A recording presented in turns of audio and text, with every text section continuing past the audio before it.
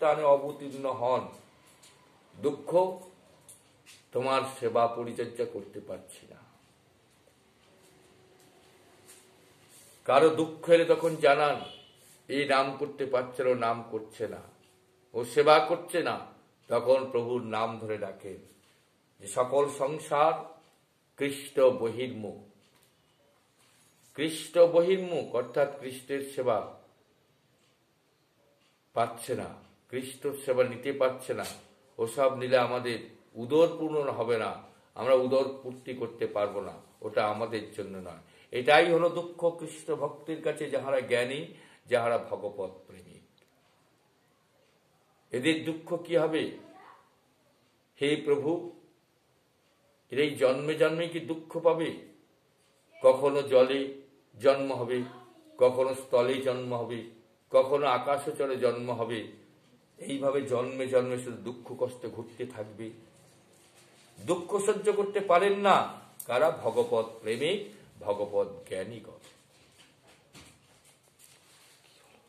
তোমাদের দুঃখ দেখিয়া এবার নবদ্বীপ তিনি অবতীর্ণ হবেন নাম রূপে এবং স্বয়ং প্রভু রূপে।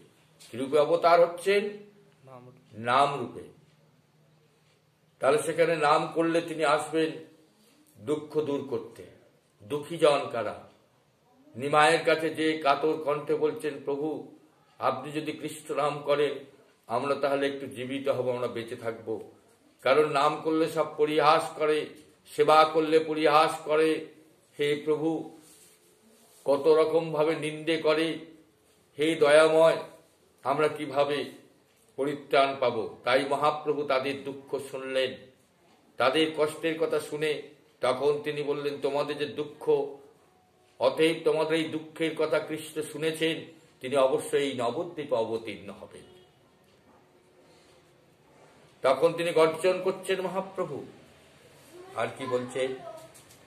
তোমাদের দুঃখ দেখিয়া এবার নবদ্বীপে তিনি অবতীর্ণ হবেন, ইহাই আমি বুঝতে পারছি।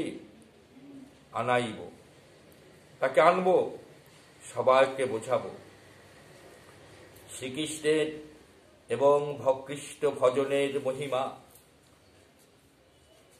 তোমরা সকলেই তোমাদের কষ্টের কথা জানাবে। এখন যাহারা কৃষ্ণ কীর্তনাদির নিন্দা করছে, যাহারা কৃষ্ণ ভজনের উপদেশের প্রতি কর্ণপাত করে না, অর্থাৎ কৃষ্ণ কথা হচ্ছেন তাদের দিকে কর্ণপাত করছে না, সেই কথা নিয়ে তার কোনো মাথা ব্যথা নেই, তোমাদের দুঃখ দেখিয়া কৃষ্ণ অবতীর্ণ হবেন। তোমাদের দুঃখ দেখিয়া কৃষ্ণ অবতীর্ণ হবেন।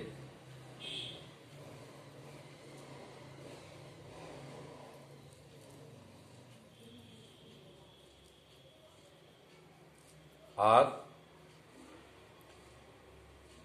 তাহারাও তোমাদের উপদেশ গ্রহণ করিবে, কৃষ্ণ কীর্তনে প্রবৃত্ত হইবে। বৈকুণ্ঠ ধামে আনন্দ, অপ্রাকৃত চিন্ময় কীর্তনানন্দ।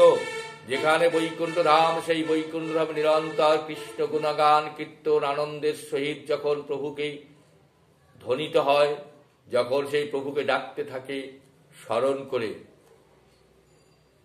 অন্তর থেকে আন্তরিক কণ্ঠে আহ্বান করেন, তাদের কষ্ট দেখে তখন প্রভুকে স্মরণ করেন, আনন্দ অপ্রাকৃত চিন্ময় কীর্তন আনন্দ। তাহলে যখন তাকে ডাকছেন অপ্রাকৃত আনন্দ, তখন তার হৃদয়ে বিরাজ করছেন ভগবান। সেই ভক্তের হৃদয়েতেই নাম রূপে, ভক্তি রস রূপে তখন তার হৃদয়ের মধ্যেই আবির্ভূত। বৈকুণ্ঠ মায়ের অতীত, যখন সে নাম করবে, শ্রী ভগবানের অপ্রাকৃত নাম রস গুণ লীলা সমস্ত যখন তিনি স্মরণ করছেন এবং প্রবর্তক হয়ে প্রবচন করছেন, তখন সে অপ্রাকৃত আনন্দ তার হৃদয়ের মধ্যে বিরাজিত। তখন সে ভগবৎ স্বরূপ তার মধ্যে নৃত্য করছেন, সেই ভক্তের হৃদয়ে আনন্দ পাচ্ছেন।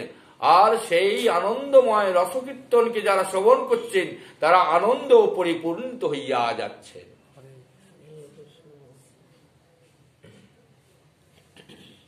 বৈকুণ্ঠ আনন্দ, বৈকুণ্ঠ বিরাট কণ্ঠ, এটা হচ্ছে বৈকুণ্ঠ, যেখানে শ্রীকৃষ্ণ বিশ্ব ব্রহ্মাণ্ডে সর্বত্র বৃহৎ, যে কণ্ঠেতে নিরন্তর অপ্রাকৃত কৃষ্ণের গুণগান কীর্তন আনন্দে অধীর হয়ে হচ্ছেন, সেই অধরামৃত পশুরাও যখন আস্বাদন শ্রবণ করে ফেলেন, তারাও তখন সেই নামের দিকে লক্ষ্য করে যান। কারণ নাম করতে করতে অপ্রাকৃত শ্রী গোবিন্দ তার হৃদয়ে বিরাজ করছেন এবং নিরন্তর গুণগান লীলা তার মধ্য থেকে প্রবচন হচ্ছেন। অর্থাৎ তুমি যে সকল এই ভগবত দর্শন করছো, তখন সেই কীর্তনকালে যখন সেই ভগবৎ স্বরূপ আনন্দ হৃদয় যখন বিরাজ করবেন, তখন সেই আনন্দ সকলেই তখন পেয়ে যাচ্ছেন, সে অমৃত পেয়ে যাচ্ছেন। আর কি বলছেন? বৈকুণ্ঠ আনন্দ বিষ্ণু সম্বন্ধীয়, অর্থাৎ বিরাট বিষ্ণু সম্পর্কীয় সম্বন্ধ আনন্দ, কৃষ্ণ কীর্তনাদি জনিত পরমানন্দ। প্রভুর এই হাসির দুইটি কারণ থাকিতে পারে। হাসিয়া হাসিয়া তখন আসছেন গৃহেতে প্রভু। বলছেন, এক কারণ ভক্তদের আশীর্বাদ পাইয়াছেন বলিয়া ভক্তভাবে প্রভুর অন্তরে পরমানন্দ।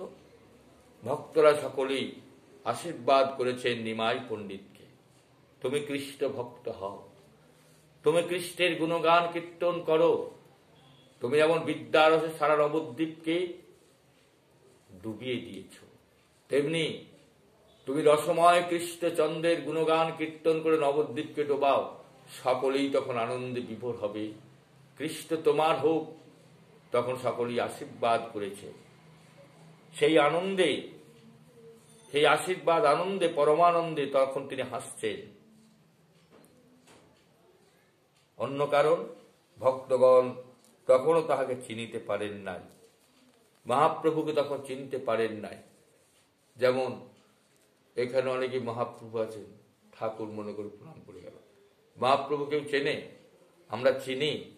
তাহলে মহাপ্রভুকে চিন্তা করতে হলে এই সকল লীলা শ্রবণ করতে করতে তখন তিনিকে দেখে তখন শিউরণ আসবে, প্রভু তাহলে কত বড় ভগবৎ প্রেমিক, কত বড় ভক্ত হলে শ্রী ভগবানের লীলা কথাকে শ্রবণ করলে, শ্রবণ করতে করতে মহাপ্রভুর নবদ্বীপে যত প্রকারের লীলা, সেই লীলাকে অনুভব করছেন, ধারণ করছেন, স্মরণ করতে করতে তখন হৃদয়েতে আনন্দে তখন আসছেন, তখন তিনি বিরাজ করছেন, বিরাজিত হয়ে তখন তিনি প্রকাশিত হচ্ছেন। তাই মহাপ্রভুর লীলাকে জানতে হলে শুধু মূর্তিকে দর্শন করলেই হবে না, মূর্তিময় সাক্ষাৎ মূরতি শ্রী গৌরাঙ্গ সুন্দর নটবর নবকিশোর শ্রী কৃষ্ণ শ্রীধাম বৃন্দাবনেশ্বর, তখন সেই রূপে তখন দর্শন করছে তিনি সাক্ষাৎ স্বয়ং। তাহলে ভগবৎ স্বরূপ, ভগবানের যে ভক্ত সে ভগবৎ স্বরূপ হবে।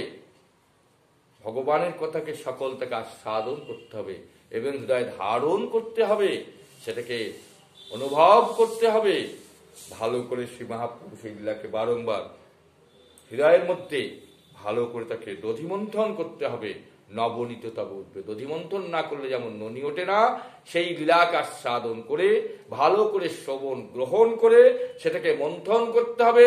মন্থন করলে সেখান থেকে নবনীত উঠবে, সেই নবনীত শ্রীকৃষ্ণকে দিলে শ্রীকৃষ্ণ মহানন্দ আস্বাদন করবে।